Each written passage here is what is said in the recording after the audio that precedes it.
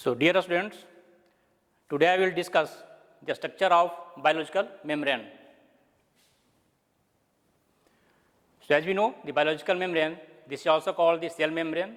So, this is an enclosing or separating membranes found around the cell, and biological membrane separates the cell to cell or cells from the surrounding.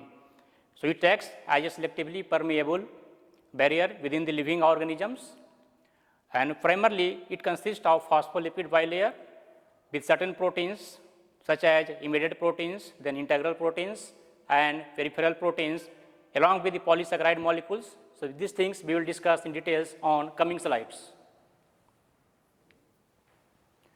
So, first I will discuss here the formation of the biological membranes. So, how the biological membranes are formed. So, it is formed from the aggregations of membrane lipids, that is primarily the phospholipids in the aqueous solution. So, the aggregations is caused by the hydrophobic effect, where the hydrophobic ends come into contact with each other and are sequestered away from the water, that is the surrounding waters or aqueous medium. So, this allows the hydrogen bonding between the hydrophilic heads and water and minimizes the contact between the hydrophobic tails and the water. So, on this slide here we can see, so this is the typical bilayer structures of the lipids.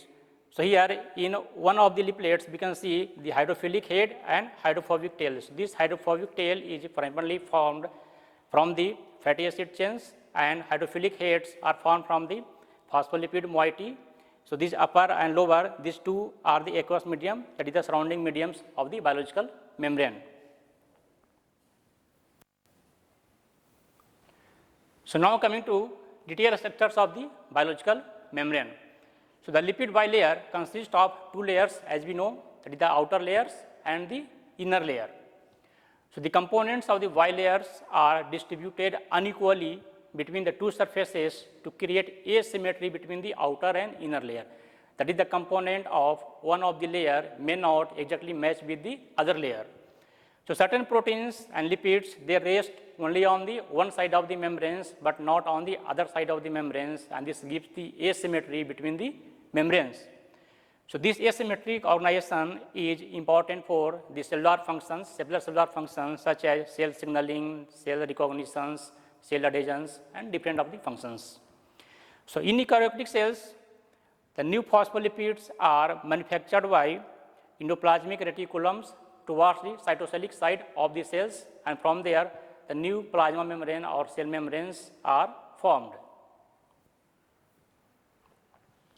So, on this slide we can see the detailed structures of the biological membrane or the cell membrane. So, here we can see the two layers of the membrane, that is the outer layer and inner layer. So, these are made up of primarily the phospholipid bilayers. So, along with the phospholipids, this membrane also contains the proteins. So, these proteins can also be categorized as peripheral proteins and integral proteins. So, these peripheral proteins are formed on one of the surface of the proteins, but they may not present on the both of the surface. If they are present, then their compositions may also vary. So, some of the integral proteins, they are found across the membrane. So, these proteins may cross the membranes, and this type of the proteins may also act as a channel proteins, which help in transport of the certain biomolecules.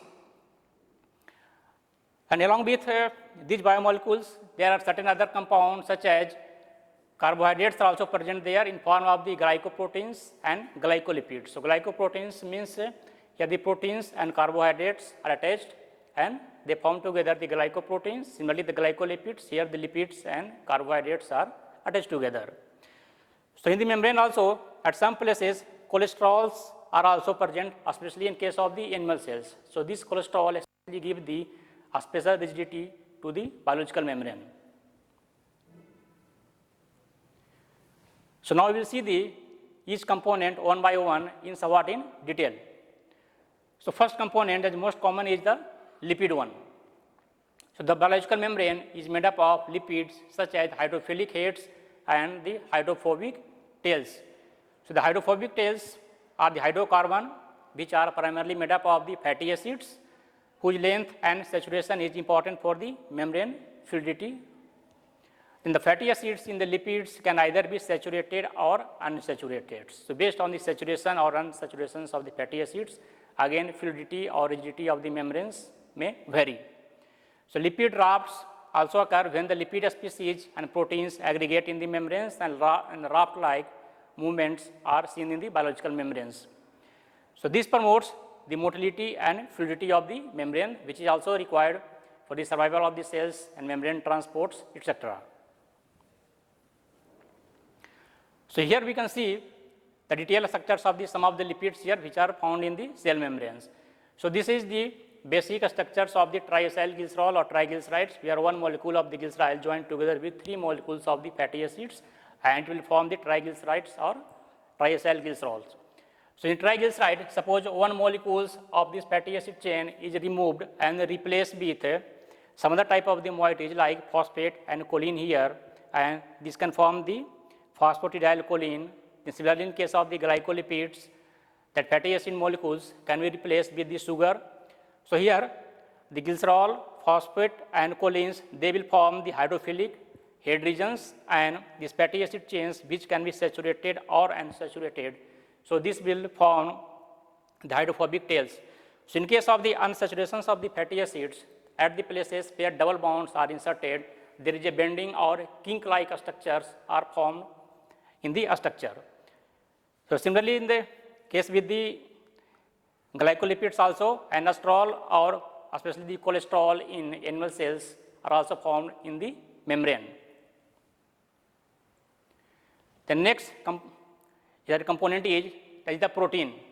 So phospholipid bilayers contains different types of the proteins. So these proteins can be catalyzed various types of the biochemical reactions of the cells. So again, these proteins can be classified into 2 different categories, that is called the integral proteins and the peripheral proteins. So integral proteins, they span the membranes with different domains on either side. Then integral proteins also hold a strong association with the lipid bilayer, and therefore they cannot be easily dissociated. So if you want to dissociate the membranes, then membrane may get damaged. Similarly, the peripheral proteins, they hold the weak interactions with the surface of the bilayer, and they can easily become dissociated from the membrane. The peripheral proteins are located on only one surface of the membranes, and they can create the membrane asymmetry. So these peripheral proteins may not present on the both surface. If they present, then their compositions may also vary, and in this way they will give the asymmetry of the membrane. The next component that we call the oligosaccharides. So they bond with the lipids and they can form the glycolipids, or with the proteins and they can form the glycoproteins. So therefore, these oligosaccharides are simply the sugar molecules. They are present in the cell membrane in the form of either the glycolipids or the glycoproteins. So coming to glycolipids, the sugar groups or glycolipids are exposed on the cell surface, where they can form the hydrogen bonding with the surrounding aqueous medium. So they are exposed on the cell surface and they will form the hydrogen bonding with the aqueous medium. Then glycolipids provide the most extreme examples of the asymmetry in the lipid bilayer. Then the glycolipids perform a vast number of the functions such as cell recognitions, then cell-cell adhesions and cell signaling, and there are so many functions are there of the glycolipids. Similarly, the case with the glycoproteins, so they are the integral proteins, that is only the integral proteins. Here the sugar molecules can join and they can form the glycoproteins. So they play an important role in immune response and protection of the cell. So now I will discuss the models which I describe the plasma membrane or biological membrane. So this model is called the fluid mosaic model. So the fluid mosaic model, this was proposed by the Jonathan Singer and Garth Nicholson in 1972. So it describes the dynamic and fluid nature of the biological membrane. Here the lipids and proteins can diffuse laterally through the membranes. So here the lipids and proteins, they can diffuse only the laterally, the lateral movements can be observed here. The phospholipids can diffuse relatively quickly in the membrane lipids. However, the movement of proteins are generally slower in comparison to the lipids. That is, in the Lateral movement also, the movement of the phospholipids and proteins, they are not equal. Phospholipid moves somewhat faster rate, and proteins, they can move at the slower rate. Then coming to lateral movement of the molecules in the biological membrane. So the lateral movement of the proteins and lipids are demonstrated through the fluorescence photo-bleaching method. So these methods can demonstrate the activity of the lateral movement in the biological membrane. So in these methods, a lipids or proteins on the surface of cell is tagged with a fluorescence marker such as green fluorescence protein. So after tagging of the this green fluorescence proteins, a beam of the laser light is focused on only a small area of the membrane using a fluorescence microscope. So after using these laser lights, what will happen? So this laser light, they are the high energy lights, they will bleach this green fluorescence protein from the cell surface, from the localized area, and from that area only no signal, no fluorescence signal will be emitted.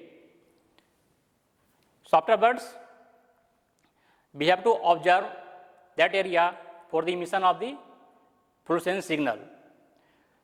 So later on, it can be demonstrated that the lipid bilayer, so later on this can be demonstrated that lipid bilayer is formed in a fluid in nature. So this bleached area of membrane is observed over time, and gradually the fluorescence increases again. So here we can see that this is the entire cell membrane. So entire cell membranes we have tagged with the green fluorescence protein. On this area we have applied the laser lights. After applications of the laser light, there is some area of the bleaching is seen here. That is, from that area fluorescence signal is omitted. So afterwards, after continuous observation, what will happen? Because the membrane is fluid in nature, so that area will be occupied or diffused with the phospholipids and the protein molecules from the surrounding area, and from that area also the signals starts coming, or fluorescence signal starts coming. So this demonstrates that the lipid bilayer is fluid in nature, and this allows the lateral movement, lateral diffusion of both the lipids and membrane proteins. So this is the clear-cut demonstration of this thing. Then coming to vertical movement. So in case of vertical movement, the study shows that the vertical movement, or also called the flip-flop movement of the lipids and proteins, that is from one leaflet to other leaflets. So they occurs at very slow rate or almost negligible quantity. So this is due to the energetic barrier between the hydrophilic and hydrophobic regions of the membrane leaflet. Okay? So this allows to maintain the different lipid composition in the inner and outer leaflet of the membrane. That is also the component, you can say that the membrane asymmetry can also be achieved. So however, some enzymes facilitate the flip-flop movement from one leaflet to another leaflet. And such enzymes, some examples are called ATP-dependent flippage or phospholipid translocator. So these are the two enzymes which can allow a slight degree of flip-flop movement from one layer to other layer of the lipids, but they need the ATP for their the activity. Then coming to functions of the biological membrane. So biological membranes, they have some special type of the functions. They have so many functions because they are needed for the survival of the cell. So here I will discuss some of their specific functions. So one of the function called the membrane bound organelle formation. So membranes around the organelles provide enclosed spaces or compartments in which organelles maintain a biochemical environment that differs from the outside the cell or outside the surrounding area. So most of the organelles are surrounded by such membranes called membrane bound organelles. There are so many examples of the membrane bound organelles inside the cell. So the membrane around peroxisomes shields the rest of the cells from peroxides, a chemical that can toxic to the cells. So I have taken an example here of the peroxisomes. So we know that peroxisome contains some of the toxic chemicals called peroxides. So if the peroxisomes are not the membrane bound organelles, then what will happen? There is toxic chemicals mixed with the other cell organelles or the cytoplasm, and they can kill the cells. So other membranes bound organelles examples are Golgi bodies or Golgi apparatus, then lysosomes, mitochondria, nucleus, and there are so many are there. The next function of the biological membrane is the selective permeability. This is also a very important function. So the biological membranes are selectively permeable in nature, we know. So this means that the atoms and molecules of specific size, charge, and other biochemical properties can selectively cross the biological membranes, but all the biomolecules, they cannot cross the biological membranes. Then selective permeability is also essential for effective separations of the cell or organelles from its surrounding, or also the survival for the cell and the tissues. So some of the small hydrophobic molecules can, however, readily cross the phospholipid bilayers by the simple diffusions. On coming slides, I will see some of the examples. So the particles which are unable to diffuse freely, that is larger in size, they can cross the membrane through the membrane transport proteins or through the endocytosis. So some examples here we can say the transport of these biomolecules, such as the small non-polar molecules, for example, oxygen, carbon dioxide, and nitrogen. So these molecules can freely cross the biological membranes because they are smaller in size. Then some other molecules like small uncharged polar molecules, for example, water, ammonia, glycerol, they can also cross the membranes, but not up to that much quantity as the small non-polar molecules. Then some other molecules such as glucose and sucrose, which are the large uncharged polar molecules, they can also cross the membranes, but at very low quantity or low concentration. So again, these molecules need this specific type of the transport type of the material molecules or channel transports. But the ions, for example, sodium, potassium, chlorides, they cannot cross at all the biological membranes. They need a specific type of the proteins or some of the minerals. So with the help of those things only, they can cross the membrane. So this clear cut shows the selective permeability of the membrane. The next function of the biological membrane is the fluidity. So we know that the hydrophobic cores of the phospholipid bilayer is constantly in motion due to rotations around the bonds of the lipid tail. Then the hydrophilic head group shows less movement due to the hydrogen bonding with the water, which restricts their rotation and the motility. So again, this leads to the increase in the viscosity of the lipid bilayer closer to the hydrophilic head.